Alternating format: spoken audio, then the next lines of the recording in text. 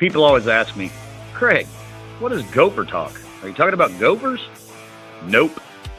Started with my fantasy football team, Craig's Gridiron Gophers. I used to send out little audio messages recapping our league each week and labeled them Gopher Talk.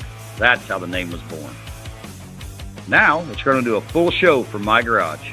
Cold beer, football talk, small town banners, and a little WWE-style trash talk between friends and family. This is Gopher Talk. Garage, beer, football. Subscribe today and join us for weekly recaps, challenges, and behind-the-scenes fun. And remember, let's keep it chubby. Ladies and gentlemen, here it is. The one you've been waiting on, the Youth Series, the Saturday. Our guest, Mr. Matt Dickinson, impactful leader of the K-2 basketball youth program, also the coach of the 5th grade boys. Give it up for Matt. Matt, how we doing today, buddy? Pretty good. Awesome. Pretty Good deal. Also, you all know him. He's the great one. I'm the Gopher. This is Gopher Talk. Garage, beer, football. Get you some of that. Here we go. Youth sports, ladies and gentlemen. Do we have questions, answers, comments? Are we going to give you some butthole answers? I'm assuming we're going to give you good answers too. But Trey, what do you got today, buddy? How are you? I'm doing well. Hey, just got done coaching. We had practice from 1 to 2. We hopped on here. Craig did say Saturday, but you're going to see this on Tuesday, FYI, which is totally fine. Hey, they'll see it on Tuesday. Matt, thank you for coming, man. I will say I played sports with Matt a lot in high school. I don't think we were in middle school together, but in high school we were on the same football team, basketball team, all of it. So, man, I'm glad you reached out, and I'm glad you want to be a part of the show. And I know you got a lot to say about youth sports. Yeah, I'm all for it, man. I'm ready to talk whatever we want to talk about. It's incredible. We can tell you got a big heart for youth sports. You got 2 young ones as well, right? 3. 3. Oh, I'm sorry. Yeah, Yep. 3 young ones. Yep, 3 young10-year-olds, ones. 2 5-year-olds. Yep. 3 young ones. Yep. Big shout out to them real quick. Oh yeah, Leighton, he'll love the shout out, and then Miles and Charlie, they'll like it too. Awesome. Super cool. Super and cool. Let's get to it. His wife is a member of the Booster Club. She does a hell of a job She too. puts a lot of effort into trying to make things nice for the kids, for football or basketball or whatever. You see balloons up, that's from her. That's from great. her and her business, Rico. Yep. Super cool. Awesome. You ready to get into it? Absolutely. Let's do it. Let's start off. First topic, grit. What does it look like in youth sports, Matt? Man, I think grit, it's one of those things that, like, when it's one of those big developments that helps kids. Like that, it's just, grit is very hard to teach, and to me the only way to teach grit is through experience. Like you can't go to a classroom and teach grit. We got to get out there and figure out what you're capable of. To me, that's grit. I define grit as being having what can you overcome? Like how hard is it to overcome? How hard is this task to do? And then setting your mind to it and getting it done. I mean, that's to me, that's the most beneficial thing to youth sports. Probably is a kid can determine what kind of grit they have, and if you're a good coach, you can maybe help them develop their grit. Absolutely. As you sit there and you look straight into the camera, man, as far as the athletes, how do you teach grit? Man, so every day we talk about, in practice, we talk about effort. We got to give maximum effort. Okay.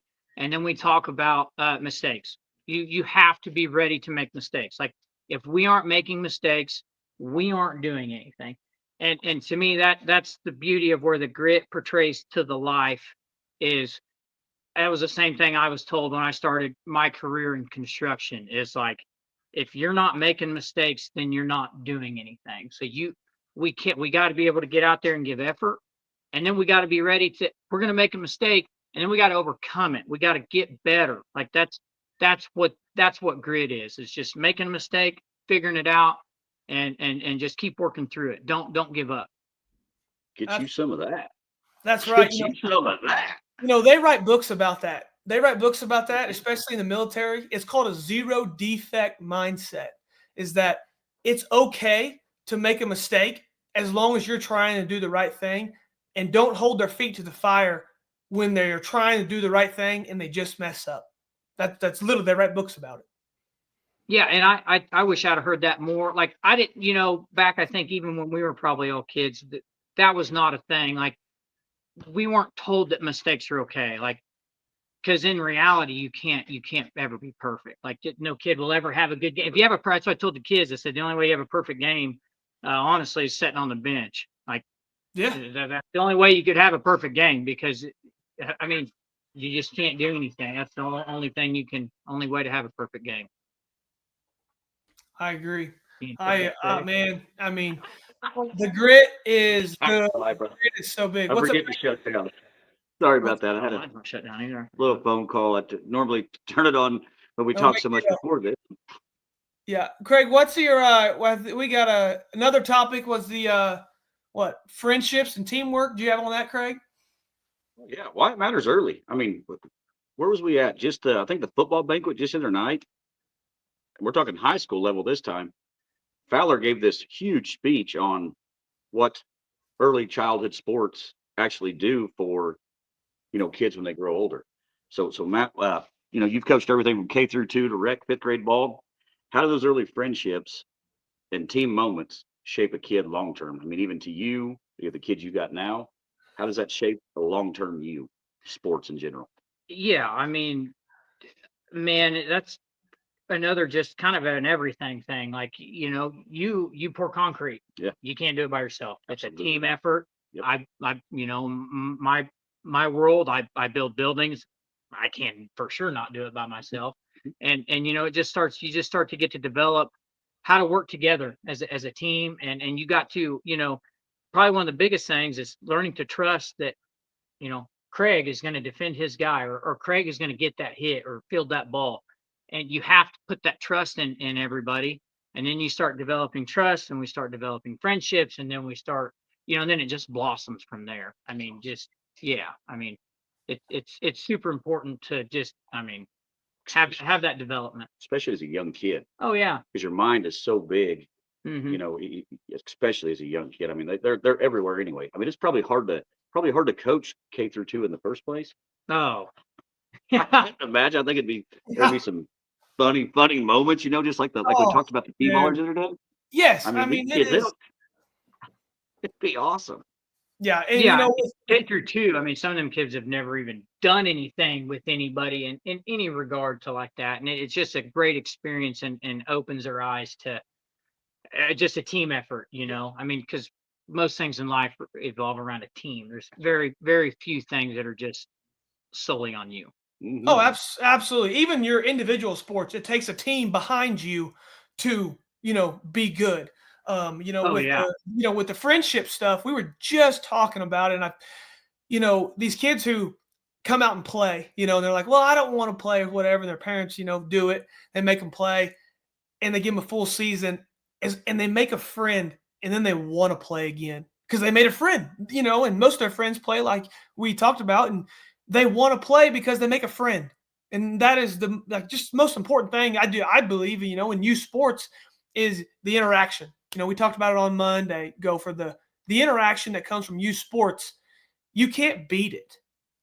No. Lifelong. How we opened the show. I said, I played sports with Matt. I didn't talk about how we hung out or anything like that. First thing I said, we played sports together. It's what you remember.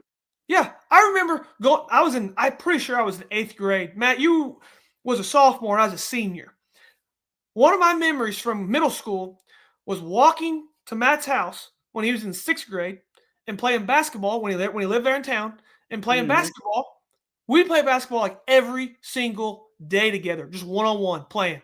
He beat me most of the time, but I kept coming back. Yep. Yep. Yeah, the old basketball court. That was a good court for Oswego. You betcha. Oh, it was great. I got another thing. You talked about friendship and stuff was goals.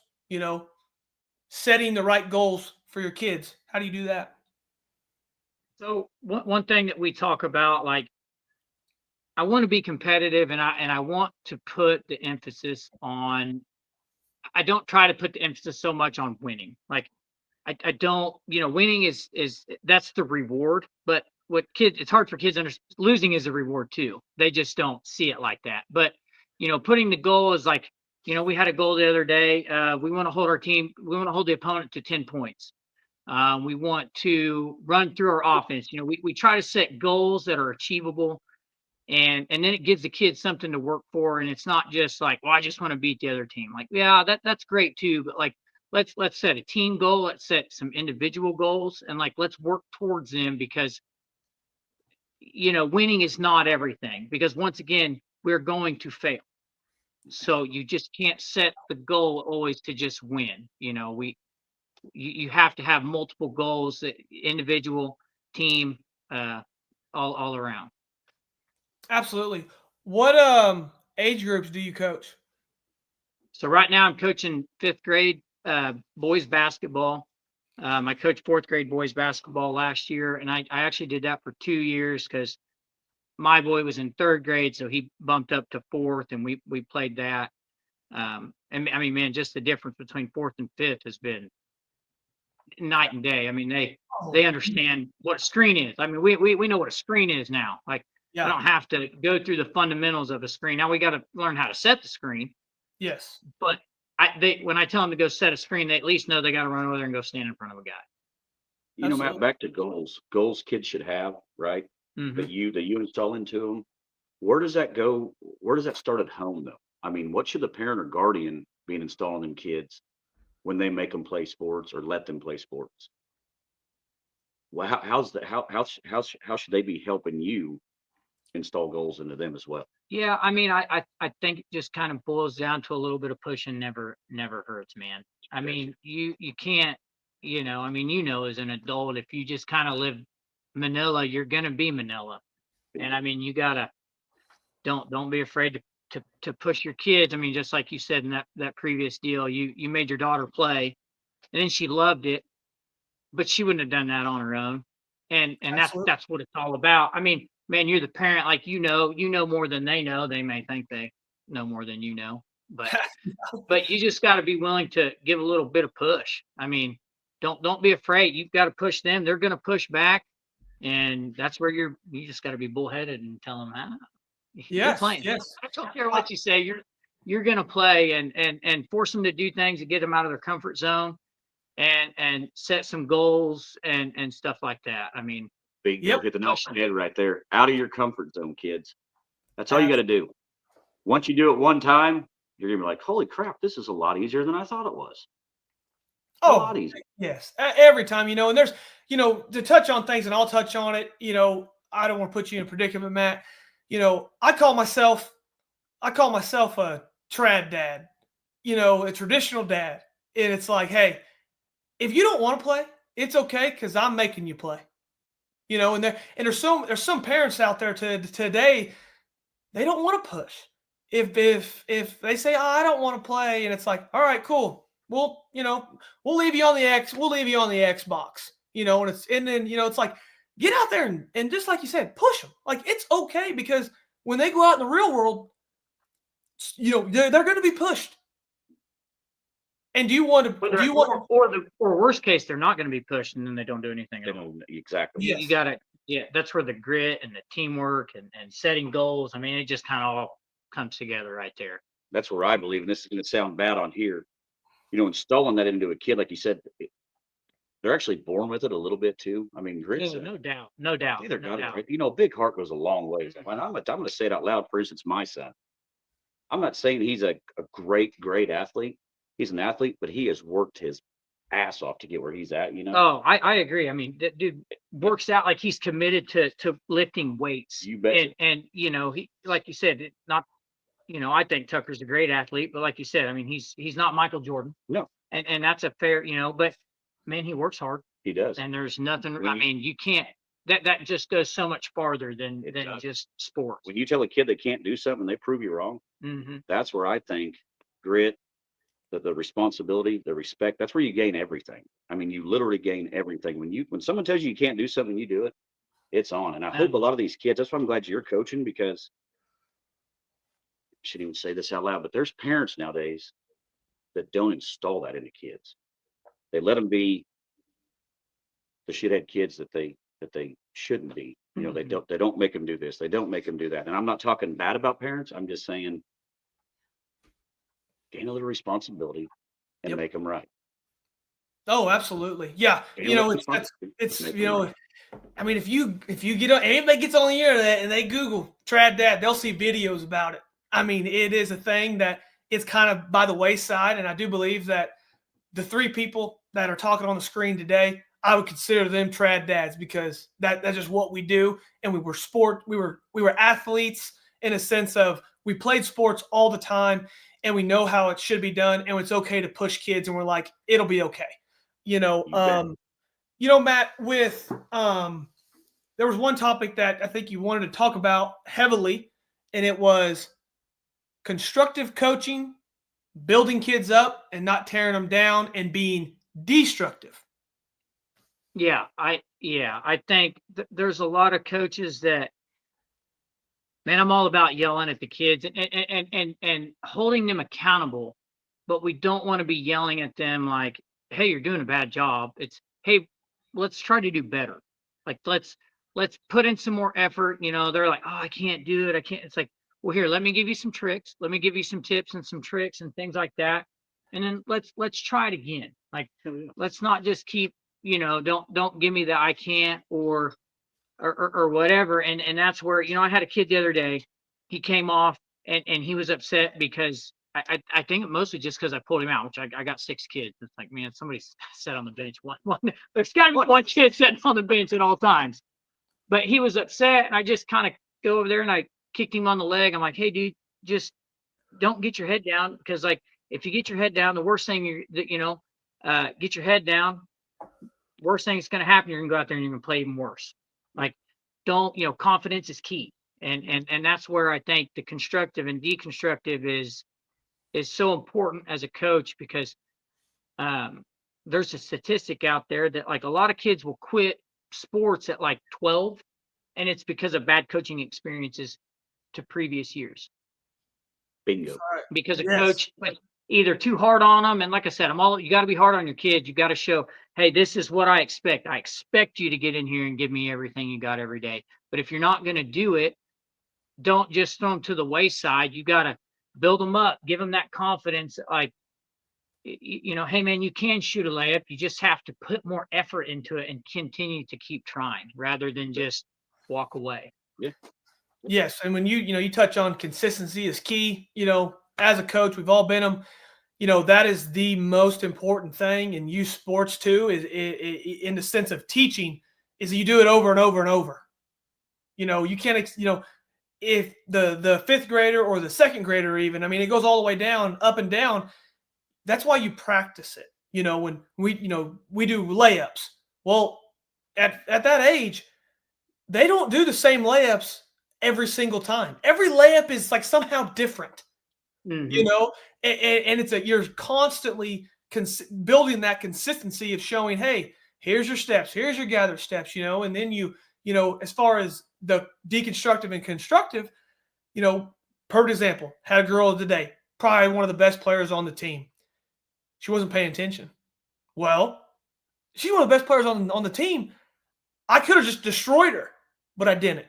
You know, hey, I need you to pay attention. I just need you to pay attention, and you give and take for what kids can take a little more, and what kids you have to kind of maneuver your words around a little bit better. Because nowadays they'll throw the hands up and be like, "I don't want to do it." So you maneuver yourself around that to keep the kids out. Well, yeah. And that those are great points, man. Those are awesome points. We blame some of the stuff on the kids. We blame some of it on the parents. This, that, and the other. But Matt, we had a talk a while back, me, you, and the great one did. We got you on here. You wanted to be on here. Tell us a little bit. I'm going to skip a couple questions, Trey, but I want to know, your angle as a parent on our youth sports here in town. Not just here in town, but nationwide, and why you think the numbers are dropping. What's your main reason, main cause? What's the main cause of the numbers dropping, and how do we get the numbers back? In your opinion? I guess, I don't know. Honestly, I think a lot of it is just the kids may not want to do it. And, sometimes I think the easy thing is to just let them not do it rather than push them to do it. My kid, he likes to play video games, and we don't really let him play video. He gets 1 hour every day, and that's if he has good behavior. You know what I mean? Like, Incredible. it's not. I personally am not a fan of the video games. I'm not a fan of any of that stuff. Try to keep my kids off of it as much as possible. It doesn't develop life skills, and as you get older, and I'm in the workforce of life skills in construction, and like I get a lot of guys that just, I don't know, it's different.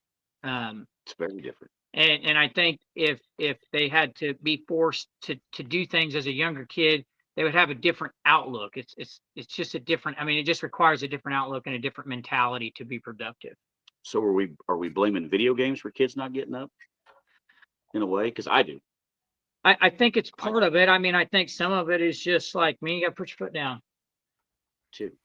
And that's the other part, the second part I was going to get into. The fight I have sometimes of like, hey man, it's your hour's up. Get out of here. Go play with the neighbor kid.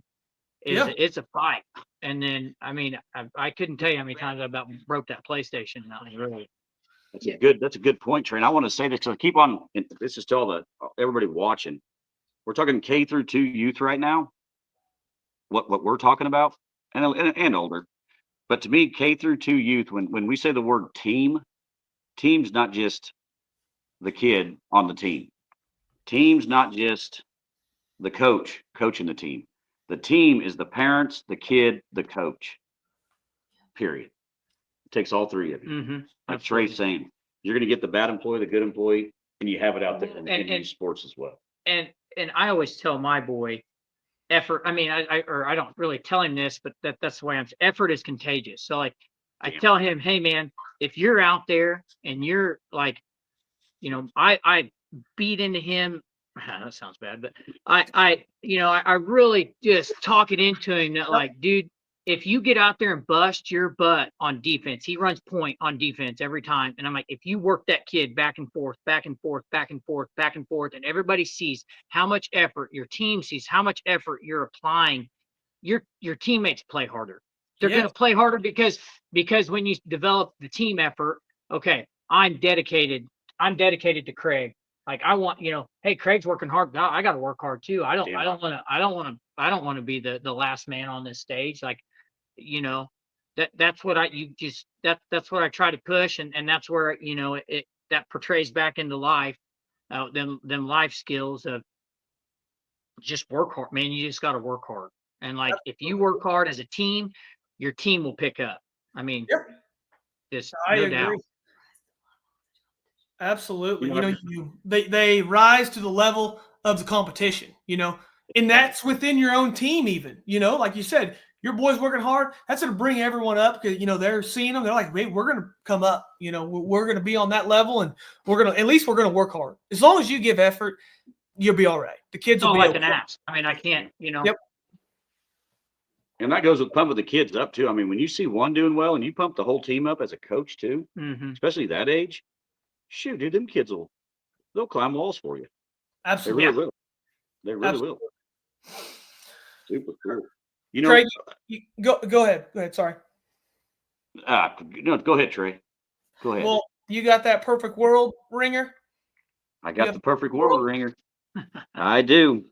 Matt, before I get into this question, though, we know you wanted to come on. Is there anything else you want to say before I get into this last question? I mean, towards the sports here in town, because that's kind of what it's going to pertain. But no, I'll just go ahead and ask it. And then you give your spiel for however long you want to. Okay. In a perfect world, we're going to reiterate that again. In a perfect world, nobody gets mad. What does youth sports in Oswego need in a perfect world? Man, I think what we really need the most is just involvement. Like we're so low on numbers. And I know that, I mean, you could blame some of it on some enrollment. I know that overall, I think our enrollment's down slightly, but it's not down substantially from when I was a kid. I mean, I remember having I think we had 10 kids on a team. And just that, and just and that kind of is a twofer. That's the kids wanting to be involved, and then the parents, taking the time to get involved, because I get it.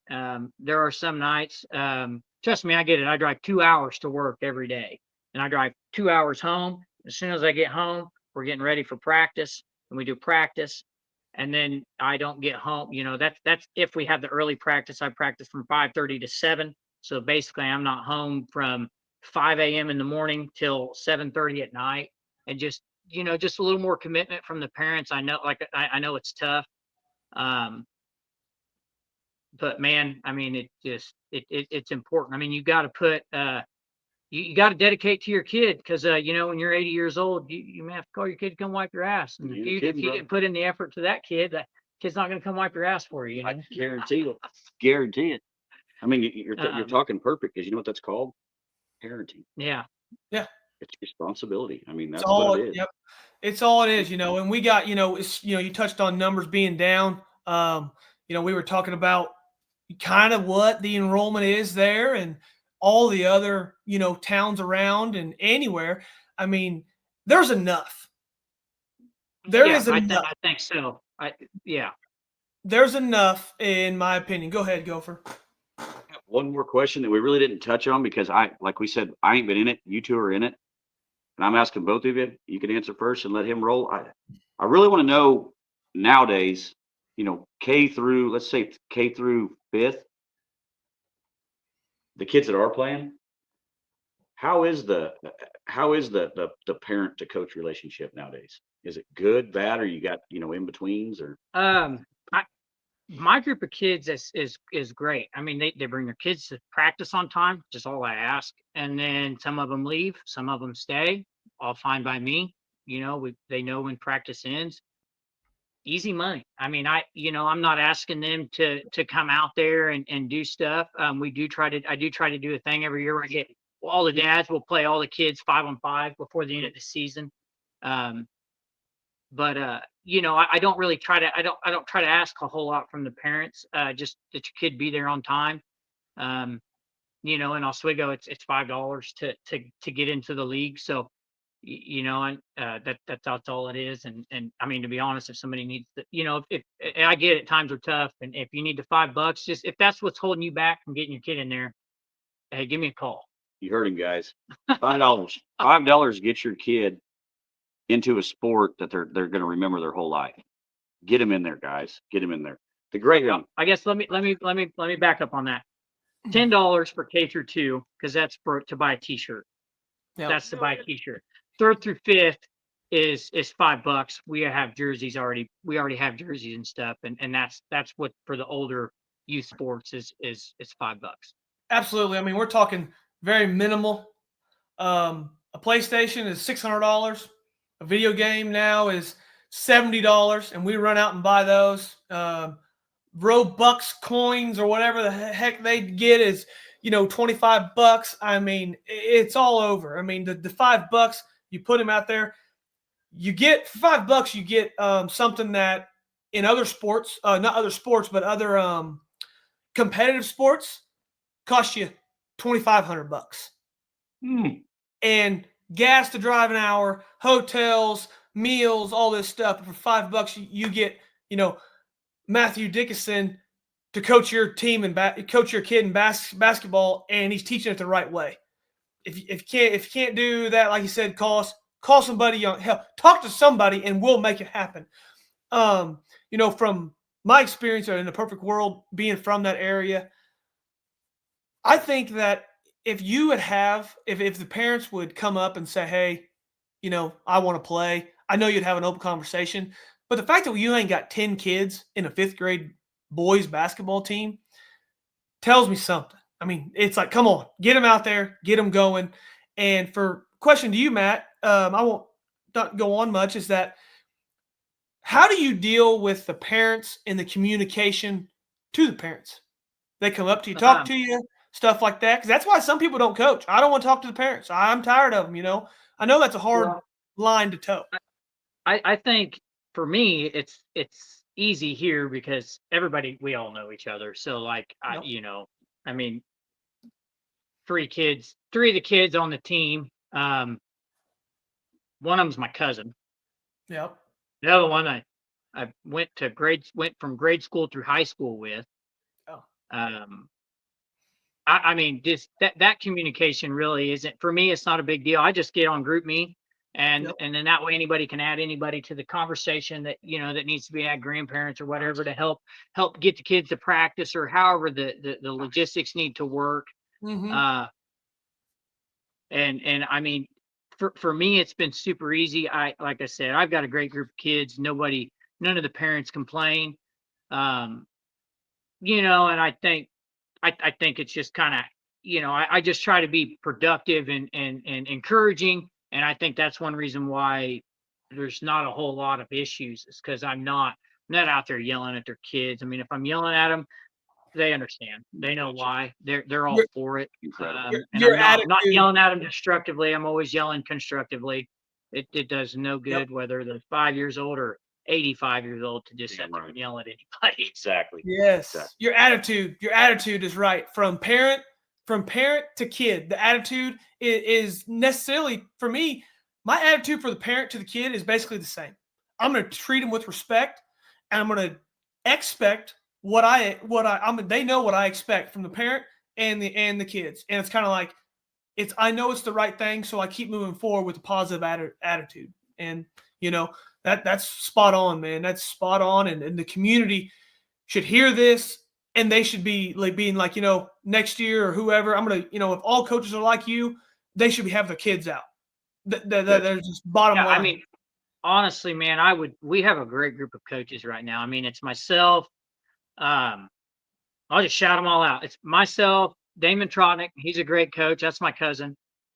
Jessica Zuwallen. She coaches the girls, 4th grade, and then Zach Johnson, and he coaches the girls 5th grade. And like, dude, they're all great coaches. We all went to school together.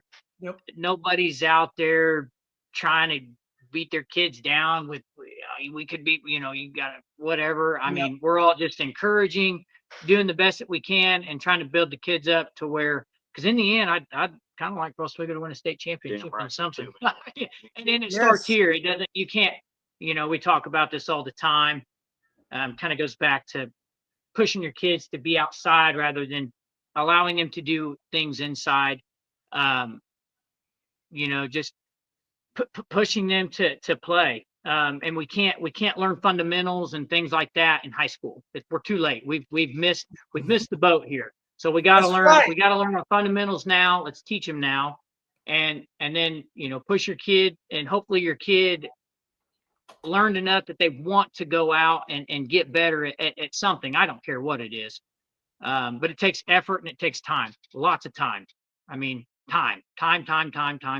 You betcha. I just got me a new best friend. What did he say, Trey? You can't teach fundamentals in high school. You got to teach them when they're young. You can. That's I mean, right. you definitely Shouldn't have to. You should constantly always be teaching fundamentals. Yes. But we got to be teaching them in elementary school. We can't, we can't be learning how to dribble with our left hand in high school. Exactly. That's something we've got to conquer. We at least got to be able to walk down the floor with our left hand by 5th grade. 5th grade basketball, we got to be able to walk down the floor with our left hand. And you got to teach that as a coach.